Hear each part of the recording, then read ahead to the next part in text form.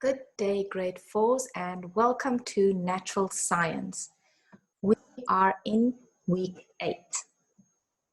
I am your teacher, Mrs. de Klerk. Right, let's quickly recap on today's lesson. We looked at different habitats. We looked at the desert, the semi-desert, the forest, the rainforest, freshwater habitats, ocean habitats, tundra habitats, wetlands, grasslands, and Cape fynbos. Today, we are going to look at the habitat of indigenous animals in South Africa.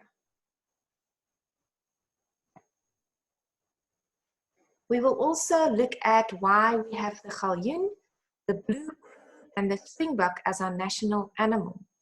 Remember, the galjoen is a fish, the blue crane is a bird. So we are going to look at why they are our national animals. And we are also going to look at animals and their camouflage. Let's start with that.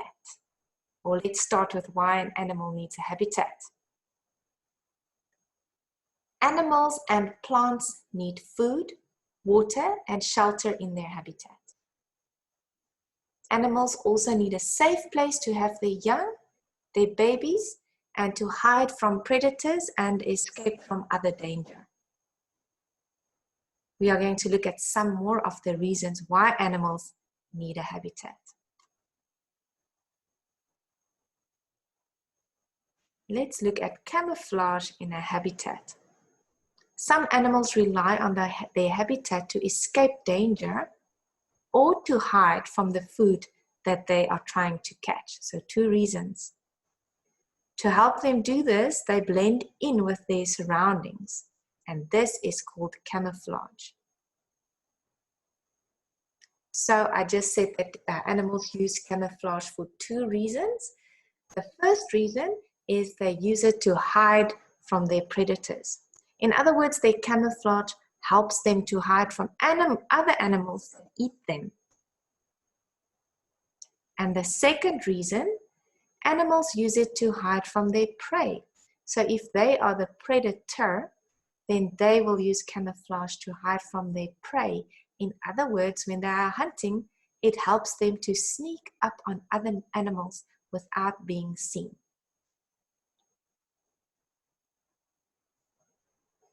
Animals are camouflaged in different ways.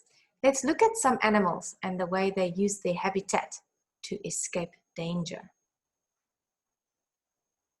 What do you see in this picture?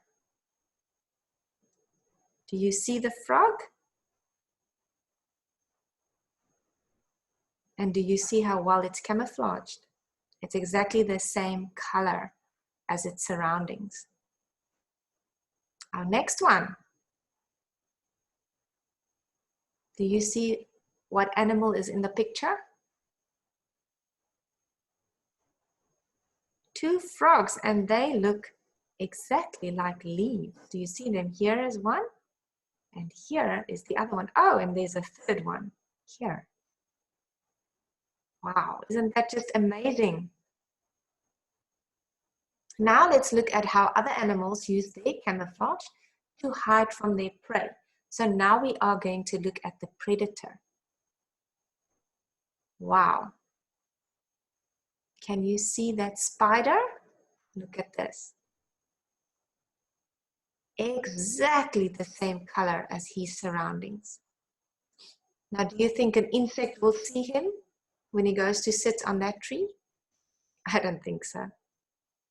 The next one, the cheetah. The cheetah also blends in with its surroundings when they hunt prey. Let's do an activity together. We are going to find some hidden animals, identify what the animal is and how it uses its camouflage to blend into its surroundings. This activity is taken from the Thunderbolt grade 4 book for natural science. So let's look at that picture, and you have to tell me what animal it is and how it's camouflaged. Do you see it? There. Right, it is a lizard and it's blended into the rock. It's a lizard sitting on a rock. Let's look at the next one. Look at this picture. Can you see an animal somewhere there? Look very closely.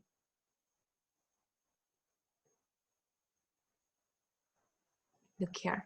What do you see? Right, it's a stick insect. And it looks like a branch or a stick. That's how it's camouflaged. It looks like part of the tree. Let's look at this picture.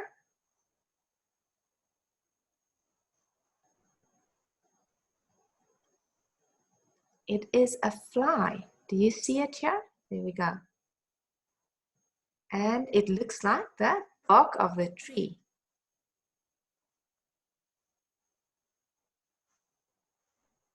And that is how they escape danger. The next one. What do you see in this picture? Can you find the animal there? Do you see it? It is a stonefish. And it looks like the rocks covered in coral. Right, the next one. What is this? It is a cheetah, and the cheetah blends into the grass.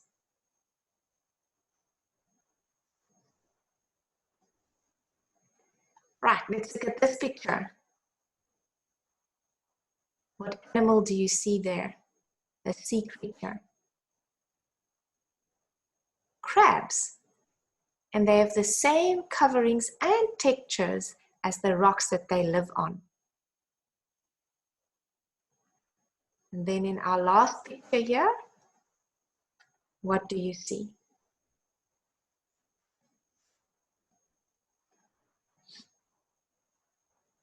An insect or a bug, which is the same color as the leaves it mostly lives on. Right, now that we've covered camouflage and looked at some insects and animals, I want us to look at South Africa's Big Five. We have the lion. Can you guys name the rest? A leopard, an elephant, a buffalo, and the last one, the rhino. Okay, so I want us to go look at the habitat of these animals. Where will you find them? South Africa is very well known for its Big Five. This term is used to refer to the lion, the leopard, the elephant, the buffalo, and the rhino. And many tourists visit our country to see these animals. But how do they know where to find these African wild animals? Let's help them.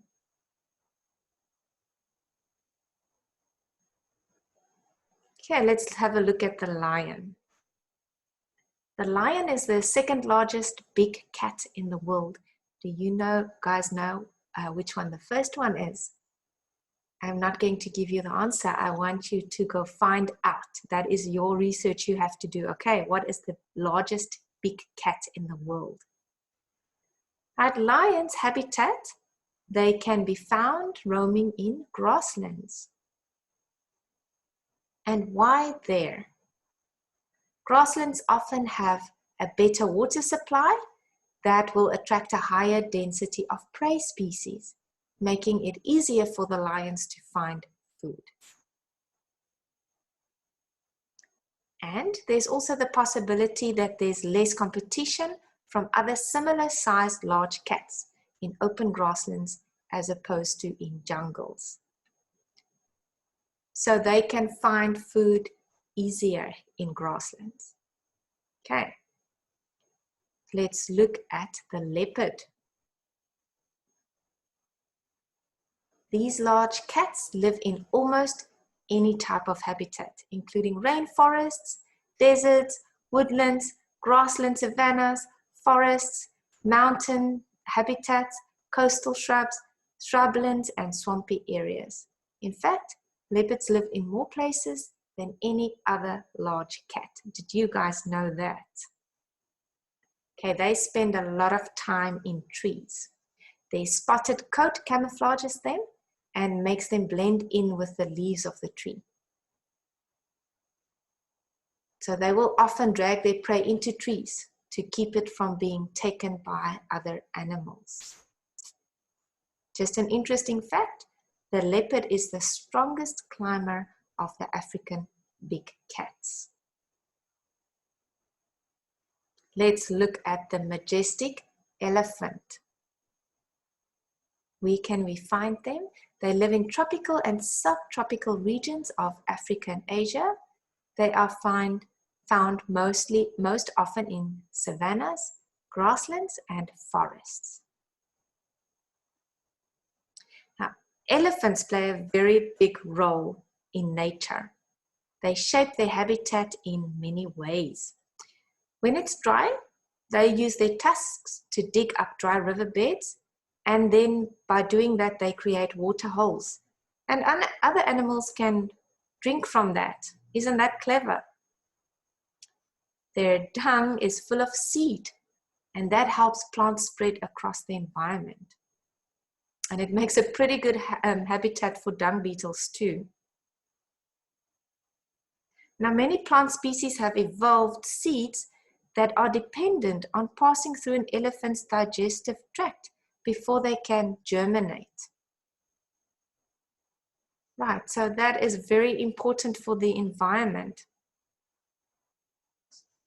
In the forest, their feasting on trees and shrubs create pathways for smaller animals to walk through. So they basically make a path for other animals to walk through. They uproot trees and eat saplings, which help keep the landscape open for zebras and other animals to thrive. Just an interesting fact, elephants are known for their intelligence. So they're very clever animals. And also, we've spoken about the structures of animals, and you know that their senses in hearing is very well developed. They communicate across large distances at a low frequency that cannot even be heard by humans. The next one, let's look at the rhino. You know that we have two different types of rhinos. We have the white rhino and the black rhino. They live in grasslands and floodplains of eastern and southern Africa. Rhinos spend their days and their nights grazing and only sleep during the hottest parts of the day. During the rare times that they aren't eating, they can be found enjoying a cooling mud soak. These soaks also help to protect the animals from bugs, and the mud is a natural sunblock. I hope that's an interesting fact that you guys didn't know. Very interesting, the rhino has poor vision. You see its small eyes as well. It will sometimes attack a tree or a rock by accident, but their hearing and their smell are excellent. So that makes up for their poor eyesight.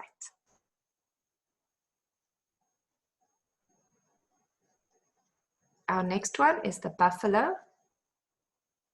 The Cape buffalo thrives in virtually all types of grassland habitat in sub-Saharan Africa, from dry savanna to swamp, and from lowland floodplains to montane mixed forests and glades, as long as it is within commuting distance of water. Okay, so here by us, you can find them in grasslands, up to about 20 kilometers from water.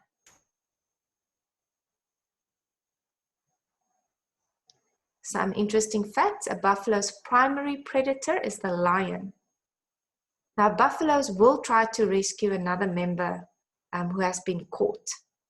And they have been observed killing a lion after it has killed a member of their group.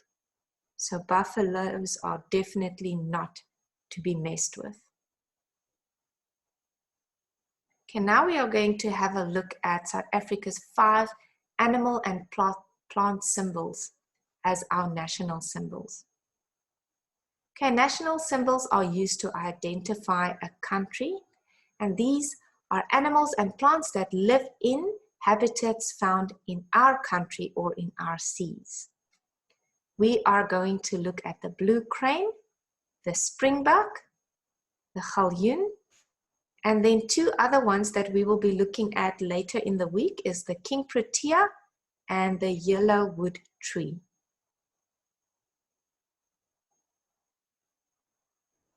The blue crane. Okay, where can you find it? The habitat of the blue crane is open grass fields or karoo-like plains with low shrubby bushes. The blue crane likes wet parts and it lays its eggs in the ground.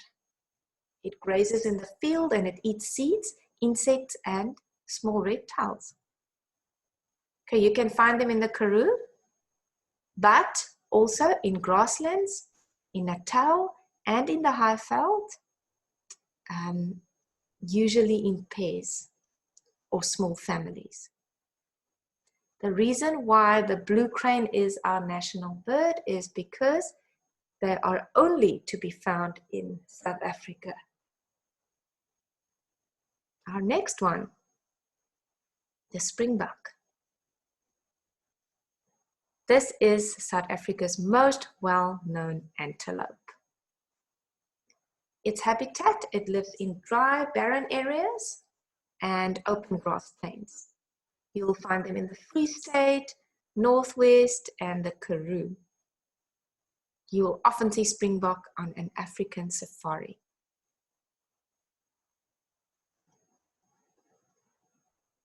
Let's look at our national fish, the galjoen. The reason why it was chosen as our national fish is because it is only found along the coast from Namibia to Durban and nowhere else in the world. Now, this fish is interesting because it changes color depending on where it is swimming. If it's near rocks, it's almost completely black. But if it's in sandy areas, the color changes to a silvery bronze color. Now, our fishermen love to catch this fish. They are known as a game fighter. Okay, that brings us to the end of our lesson. Here is your homework. Only 3 questions that I want you to answer. I want you to list and describe 2 habitats that you learned about in this chapter. Explain in your own words what a habitat is. And then name 3 animals in South Africa and the habitats that they live in. Right, you guys, when you've done your homework, you can email it to me and I will check it and give you feedback. Thank you so much for joining me in this lesson. I had great fun preparing it for you. I hope you enjoyed it as much. Have a great day. I'll see you tomorrow. Bye-bye.